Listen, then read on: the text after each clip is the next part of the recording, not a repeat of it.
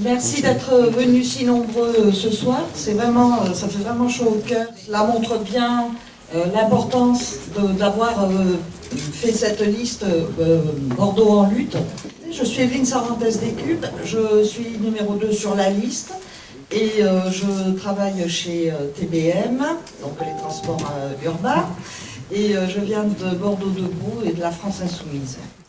Et salut à toutes et tous, je me lève, ça sera peut-être mieux.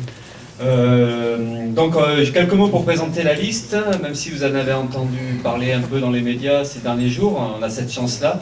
Fait partie de ces candidats dont on parle un petit peu, parce que tous les candidats, c'est pas le cas, enfin c'est pas le cas pour tout le monde, hein. Jusqu'à présent vous saviez qu'il y avait 3 candidats, les gros candidats qui sont du côté de la bourgeoisie bordelaise, et puis les autres n'existaient pas. Donc nous on réussit à percer, et tant mieux pour nous, donc ça parle de nous, et on va expliquer un peu qui on est, d'où on vient. Mais peut-être avant de parler de nous, c'est peut-être parler de la situation sociale et politique, parce que si nous on arrive un peu à percer, c'est peut-être aussi, ou en tout cas sans doute, c'est parce qu'il y a des manifestations qui sont là depuis un bon moment, hein, une bataille contre la réforme des retraites, et puis bien en amont, ça fait plus d'1 an en tout cas qu'il y a des mobilisations à Bordeaux, mais partout, ce qu'on appelle le mouvement des Gilets jaunes, hein, qui exprime une colère sociale contre les inégalités, contre la corruption, contre un gouvernement pourri.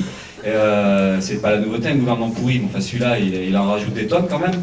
Et c'est vrai qu'on est dans cette ambiance-là en fait, une ambiance où finalement quelque part les plus opprimés, les plus précaires, ceux qui souffrent le plus de la crise, ceux qui habituellement se taisent ou sont complètement visibles, depuis quelques mois osent relever la tête, osent se battre, et on est dans ce contexte-là. Et ce mouvement des Gilets jaunes a débouché au bout d'un peu plus d'1 an sur la bataille des retraites, et tout ça c'est complètement lié, et c'est lié à notre existence à nous, puisqu'en fait on est une liste qui est, je sais pas comment dire, c'est plusieurs morceaux en fait, plusieurs morceaux du mouvement social, plusieurs morceaux de mouvements militants, syndicalistes, associatifs, mais aussi politiques. Et c'est vrai qu'au travers des manifestations, on a pu discuter, on a pu petit à petit essayer de construire quelque chose qui soit finalement le relais ou la suite de ce mouvement social dans la rue. Et alors on avait, depuis octobre, c'était parti d'un collectif qui s'appelle Bordeaux Debout, qui comprend des militants de la France Insoumise, mais aussi ce qu'on appelle des sympathisants de gauche, des syndicalistes, et qui savaient pas trop comment faire, parce qu'il y avait pas mal de militants convaincus qu'il fallait être dans les élections municipales, mais comment faire. Ils se sont tournés vers les camarades du NPA, et du coup a été amorcée une discussion d'essayer de voir comment on peut regrouper des forces militantes. Et c'est vrai qu'on n'est pas tellement habitué à ça, d'habitude c'est chacun dans son coin, chacun dans sa boutique, et puis on fait ce qu'on peut. Et là donc quelque chose a changé, donc il y a eu l'idée de regrouper des forces et d'essayer de faire tomber des barrières, d'essayer de sortir un peu de cette habitude boutiquière ou sectaire, et de se dire, tiens, on va peut-être essayer de formuler quelque chose ensemble.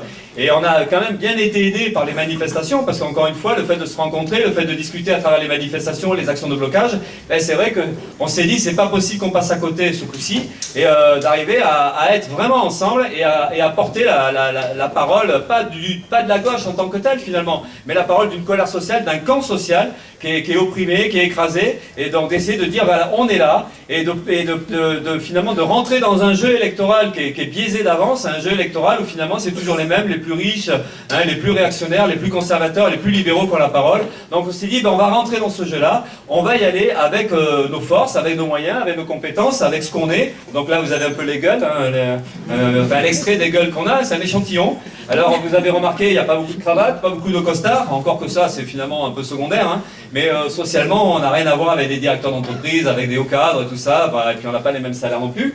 Donc c'est pour dire ça, c'est pour dire qu'on n'a pas du tout les mêmes moyens, ni financiers évidemment que ceux qui sont déjà en place depuis longtemps, mais même de toute façon du point de vue du réseau politique, du point de vue de l'installation dans les allées du pouvoir, on n'est pas du tout là-dedans, on est hors de tout ça. Mais malgré tout, on a cette prétention d'être là, de faire bouger les lignes, de faire du bruit, de bousculer, de faire chier aussi, parce qu'on est quand même vachement motivé par ça, hein, de faire chier ces gens-là, de leur dire, écoutez, on existe, et non seulement on va montrer qu'on existe, mais en plus on a des tas de choses à dire, et on va les dire.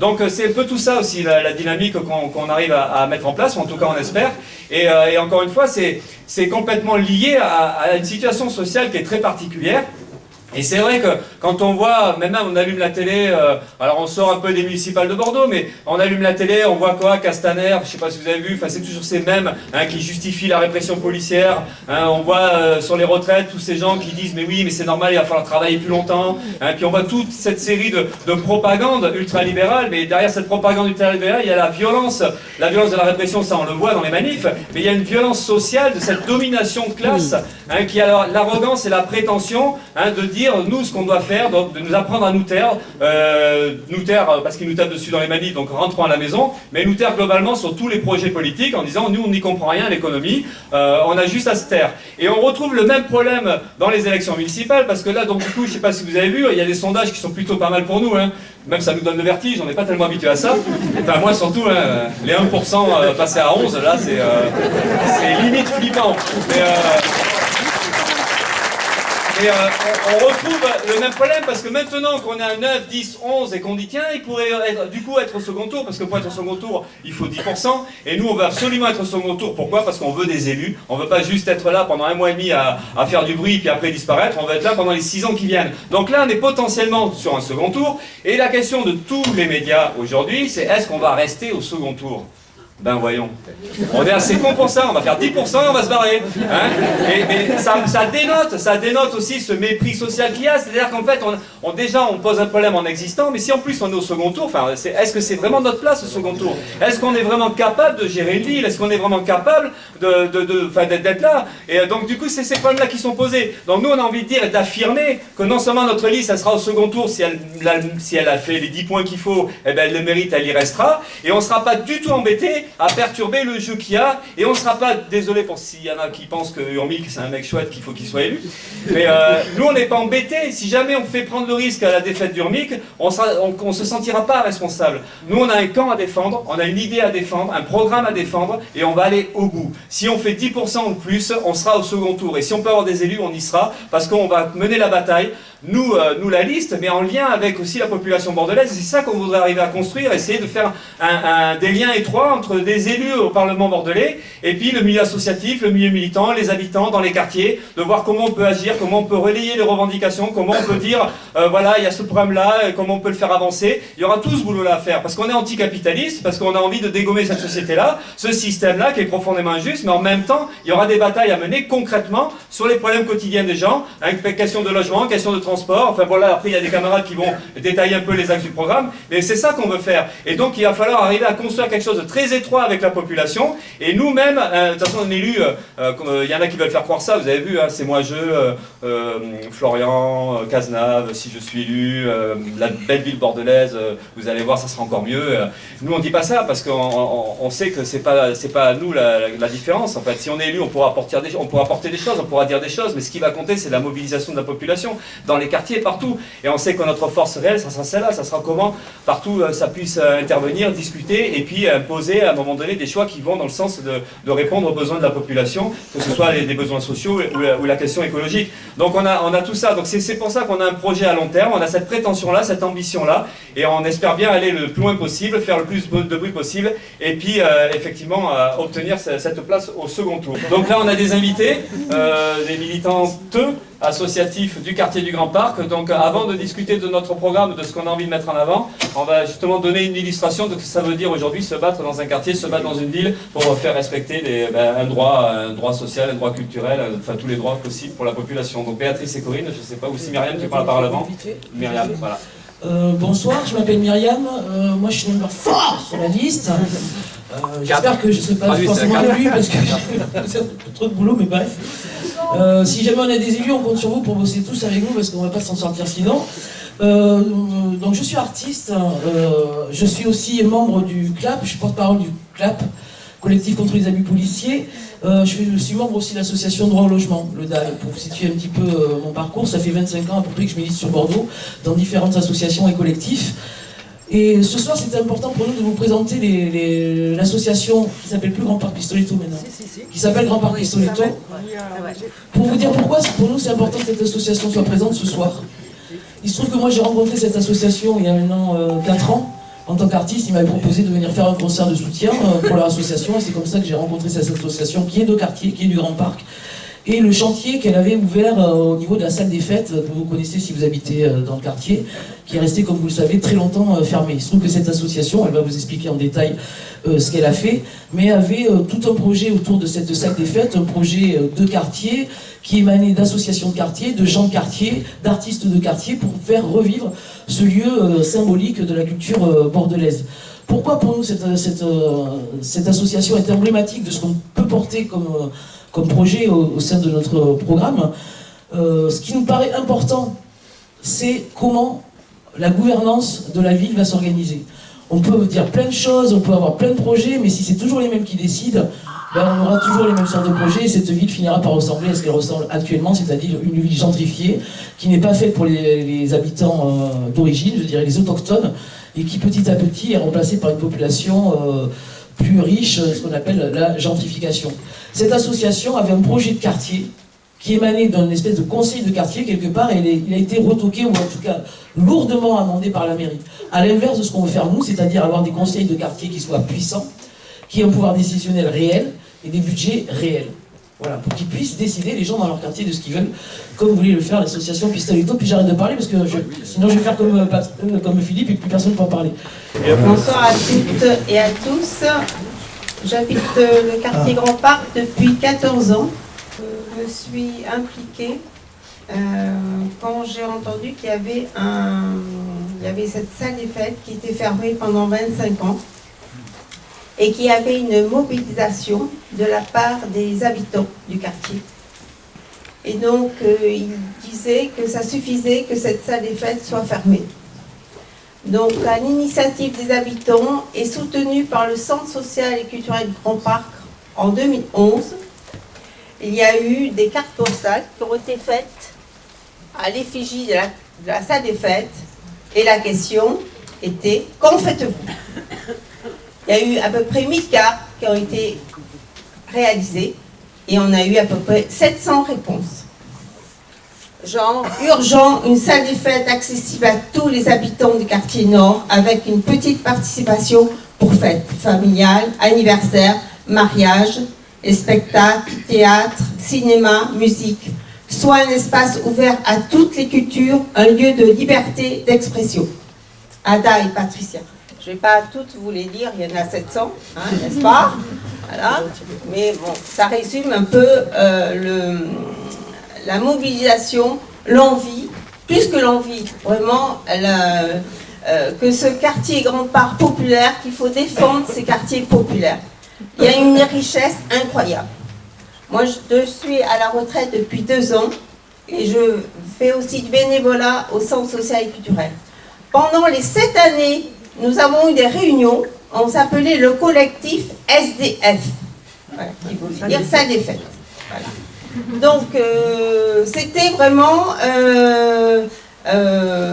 il fallait tenir, résister.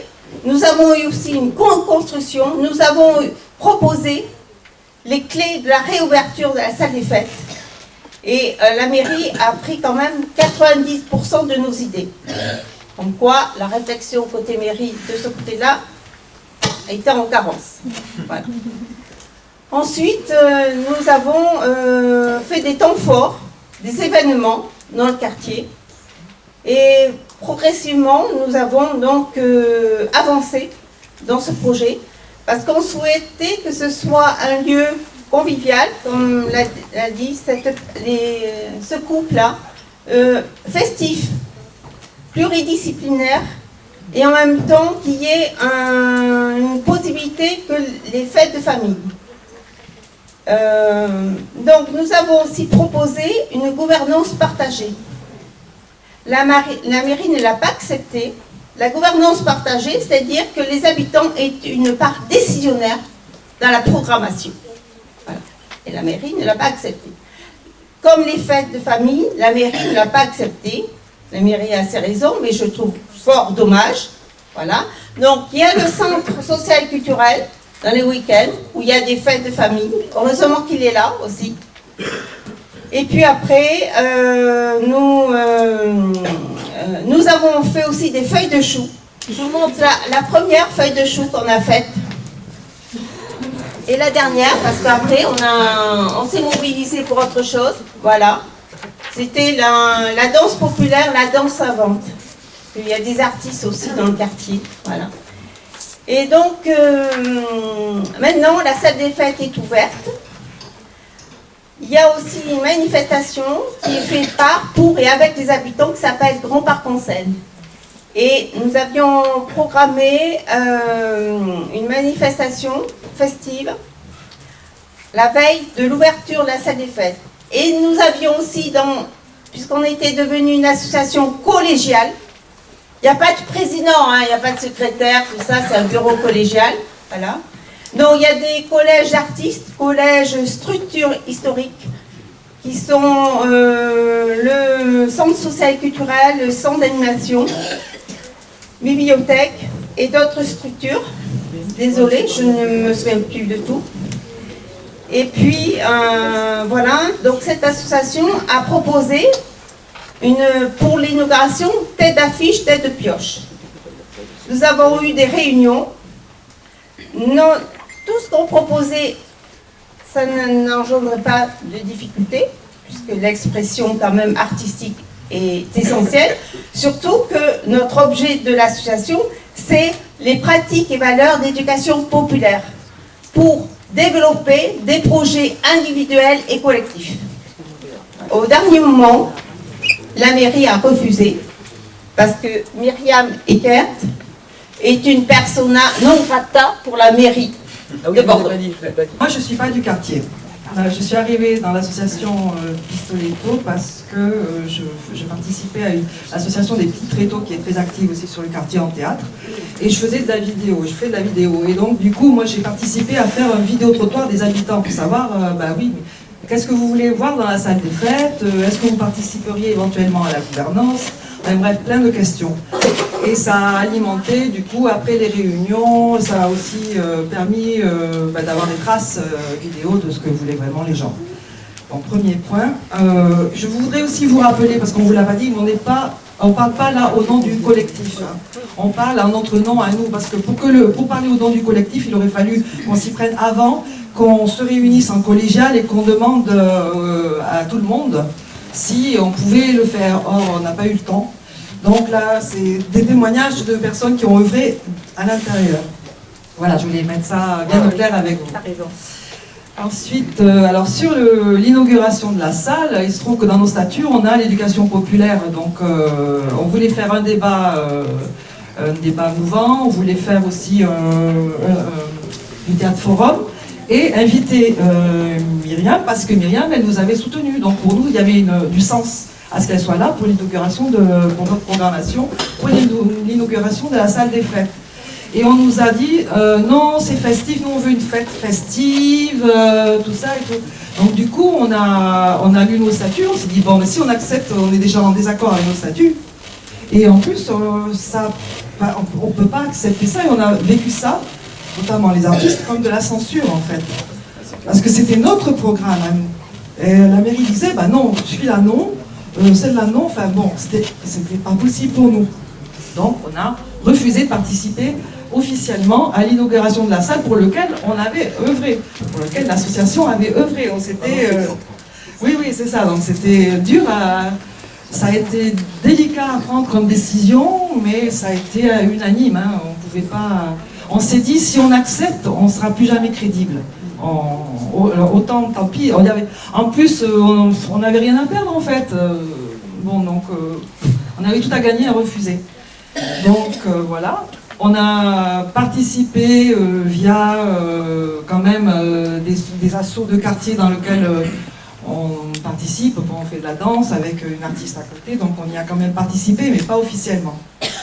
Voilà ce que je voulais dire moi. Et on voudrait vous savoir si vous avez des questions à poser et on vous répond parce que c'est pas très cool. Ah oui, si sur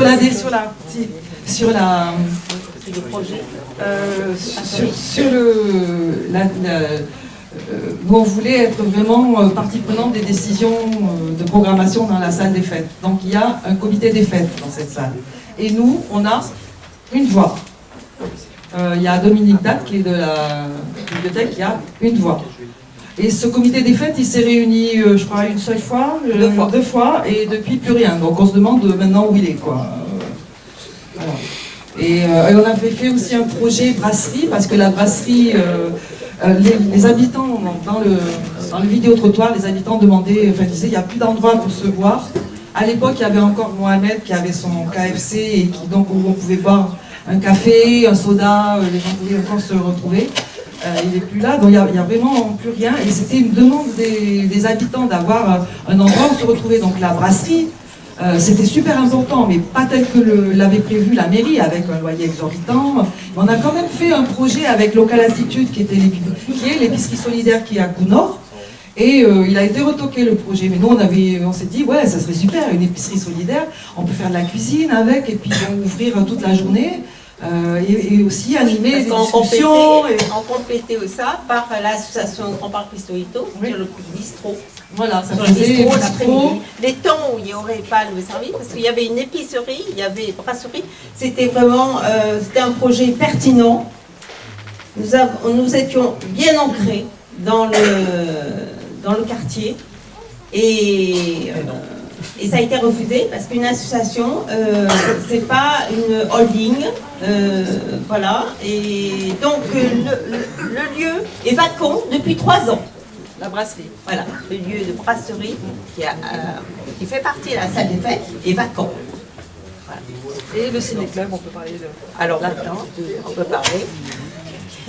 Donc nous avons lancé, l'association a lancé un ciné-club. C'est là. A lancé un ciné-club depuis. A lancé un ciné-club. On a fait une préfiguration le 21 juillet. Et ensuite, on est en coproduction avec la salle des fêtes.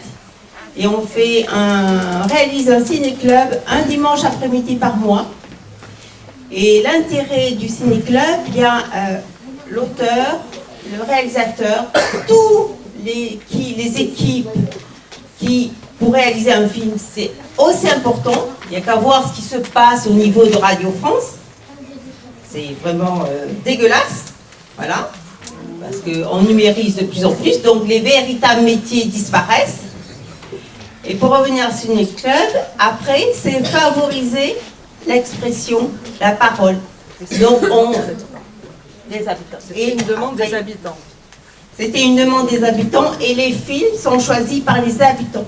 Il y a une liste, on leur demande leurs suggestions et ensuite le film qui a obtenu le plus de points, c'est de 1 à 5, c'est lui qui passe à la prochaine séance.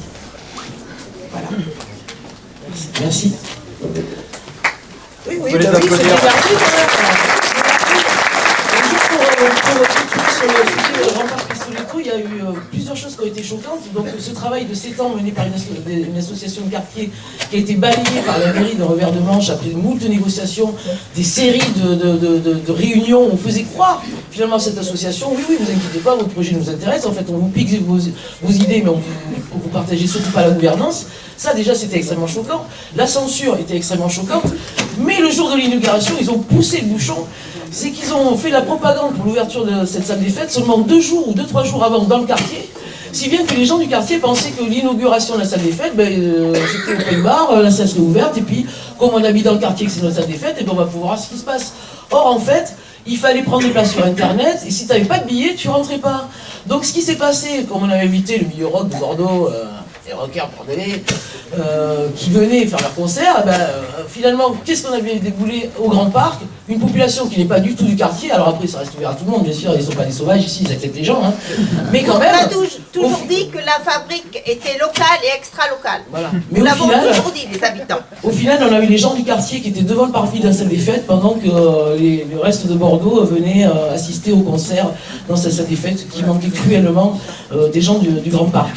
Et petite précision aussi par rapport à la culture, le budget qui avait été proposé par la mairie pour ce collège d'artistes qui regroupait, donc, comme on l'a dit, de la musique, des cinéastes, des danseurs, encore une fois, deux quartiers, je crois que le budget c'était 1000 et quelques balles à se partager en 15, vous voyez, alors qu'au même moment, la mairie de Bordeaux faisait l'acquisition d'une soucoupe volante, dont vous avez peut-être entendu parler parce que ça fait grandement polémique, parce que c'était une copie d'un truc nazi. je le dis au passage, ça je dis rien, mais voilà, qui avait coûté 700 000 balles, voilà, et nous, artistes locaux, on était obligés de se contenter de 1500 balles à partager en 10, parce que voilà, et au final, on n'a même pas pu le faire. Donc voilà l'exemple de comment la mairie, finalement, au mépris des gens de quartier, même quand ils se mettent au travail, même quand ils sont ensemble pour essayer de construire un projet réaliste et constructif sur leur quartier, finalement, balayer ça dans le revers de main, que ce sont toujours les mêmes technocrates qui prennent des décisions à notre place. Alors l'idée de l'OTIS, c'est au contraire de donner du poids, encore une fois, comme je le disais tout à l'heure, aux conseillers de quartier, pour que ce genre de choses-là puissent voir jour, et surtout, ça a du sens. Encore une fois, c'est des gens qui habitent là, ils savent mieux que ce qu'ils veulent faire leur salle des fêtes, refuser que les mariages se passent dans ce lieu-là parce que ça peut être moins cher et c'est sympa. Donc, il faut vraiment, c'est une aberration. Voilà, ce genre d'aberration qu'on essaiera, si on est élu, dans 6 ans. Dans 6 ans, qu'on aura vraiment le pouvoir, grâce à nous tous, dans des conseils de quartier efficaces et décisionnaires. Eh ben, j'espère que vous pourrez vous marier tranquillement à la salle des fêtes.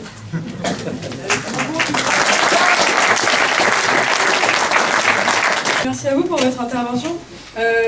À partir de ces thématiques-là qu'on a déjà évoquées, donc tout ce qui est l'accès à la culture et tout ça, on a ensemble avec Bordeaux en lutte, avec l'ensemble des personnes qui sont intégrées dans la campagne, échafaudé un programme en tout cas qui partait des besoins réels de la population, des habitants bordelais, sur les questions de logement, sur les questions de transport, d'écologie, de discrimination.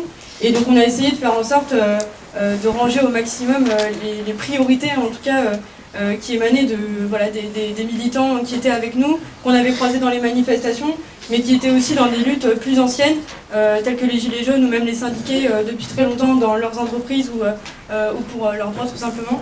Donc voilà, on avait essayé en tout cas de faire quelque chose qui s'axait en 4 thématiques. Donc la première sur la vie en commun, sur l'accès à la santé, l'accès à la culture et l'accès à l'éducation.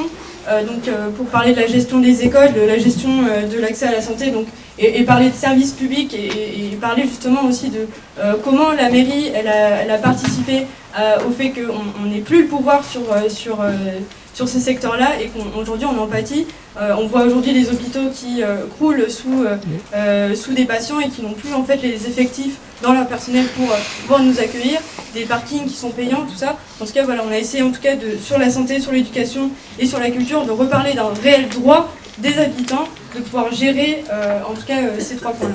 On a également fait un point sur la démocratie, ça a déjà été abordé par les camarades de l'association et toi aussi Myriam, sur la gestion en fait de ce qui se passait à la mairie de Bordeaux.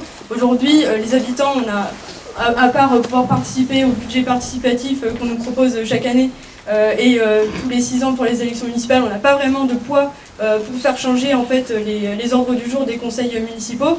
Et donc c'est pour ça aussi qu'on voulait s'attacher à reparler de la démocratie, être attaché également aux conseils de quartier qui existent déjà mais qui en fait n'ont pas le pouvoir décisionnel ou même de proposition, en tout cas pour faire avancer le droit des habitants. Et également on parlait du RIC, qui est une aspiration qui provient des Gilets jaunes mais qui démontre aussi que localement on a des choses à dire et qu'il faut qu'on puisse s'emparer en tout cas des institutions. Un 3e volet également qui est un des plus gros aussi et un des plus gros sujets qui est abordé dans cette campagne à Bordeaux, c'est l'urbanisme, le logement et le transport, parce que mine de rien on est une ville qui est très grande et qui est très très bouchonnée, où il y a une gentrification qui ne s'arrête plus. Aujourd'hui Saint-Michel est déjà défiguré comme d'autres quartiers auparavant tels que Saint-Michel.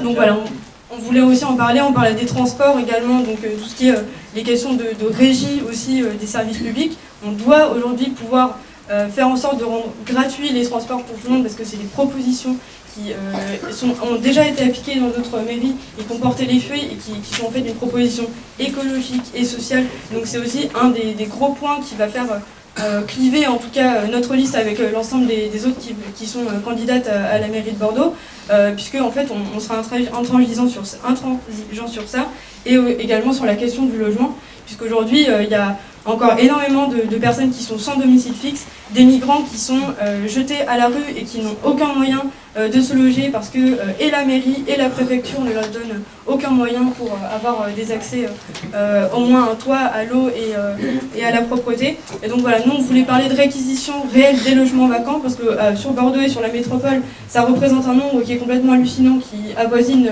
les plus de 20 000 logements et bâtiments vides, qui sont en partie gérés par la mairie de Bordeaux, et donc c'est des bâtiments qui sont là, qui existent, et qu'on pourrait reprendre dès demain pour en faire en sorte d'accueillir le plus de monde possible, et que plus personne ne dorme à la rue. Donc toutes les promesses de zéro SDF et tout ça, c'est simplement des choix politiques. Quand on décide de réquisitionner des logements, c'est un choix politique, il y a la possibilité de le faire, et ça fait des années que personne ne le fait. Voilà. Et un dernier point qui parlait des oppressions et des discriminations. On a inclus dans cette thématique-là le rapport à la police. On voulait parler de la police municipale et parler du désarmement et de faire en sorte de pacifier l'espace public. On voulait également parler des violences qui ont été commises durant tout le mouvement des Gilets jaunes, la répression des militants syndicaux, tout ça, c'est très important. Donc reparler de cette question-là pour permettre à la population d'être plus en sécurité, mine de rien, et également des oppressions pour ce qui est des femmes victimes de violences, des personnes LGBTI ou même des personnes racisées qui en fait au quotidien subissent des oppressions et qui aujourd'hui n'ont toujours pas trouvé écho à travers les institutions, qu'elles soient locales ou nationales, et donc proposer aussi des mesures d'urgence, en tout cas pour répondre aux besoins d'une population qui est précarisée et qu'on n'entend pas souvent. Qu'on connaît en tout cas dans nos réseaux militants, mais qui aujourd'hui ont du mal à imposer justement leur voix, puisqu'on est dans des situations qui sont quand même très difficiles. Donc voilà, on voulait parler de centres d'accueil, de centres d'hébergement, d'inclusivité dans les institutions pour permettre à tout le monde d'avoir accès à tout ça, et également du handicap, pardon, je l'ai oublié, mais aussi parler des personnes en situation de handicap pour avoir un accès en tout cas à l'ensemble des services publics. J'ai peut-être oublié des choses, je laisserai Willy compléter si jamais, mais voilà. En tout cas, on est ouvert à toutes les questions si vous voulez peut-être avoir des précisions. Et l'ensemble du programme sera disponible la semaine prochaine, donc sur les plateformes réseaux sociaux, donc n'hésitez pas à nous suivre, et sur notre site internet. Donc voilà, pour avoir des propositions détaillées.